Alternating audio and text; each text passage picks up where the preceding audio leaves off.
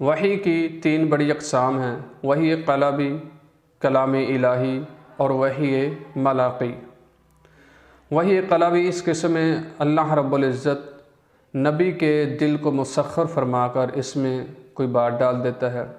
اس میں نہ کوئی فرشتہ کا واسطہ ہوتا ہے اور نہ ہی کوئی آواز سنائی دی جاتی ہے، اور یہ بھی محسوس ہو جاتا ہے کہ یہ بات اللہ تعالیٰ کی طرف سے آئی ہے، اور یہ حالت بیداری میں بھی کیفیت ہو سکتی ہے اور نیند کی حالت میں بھی۔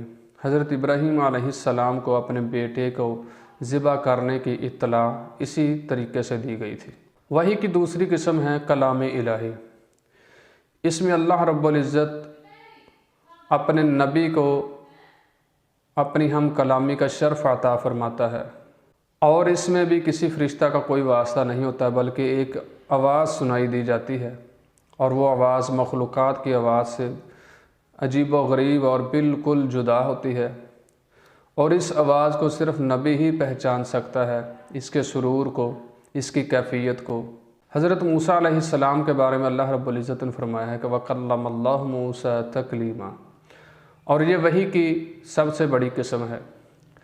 وحی ملکی، اس قسم میں اللہ رب العزت اپنا پیغام اپنے فرشتے کے ذریعے رسول تک پہنچاتا ہے، اور یہ فرشتہ اپنی شکل میں حاضر ہوتا ہے، کبھی کسی انسان کی شکل میں۔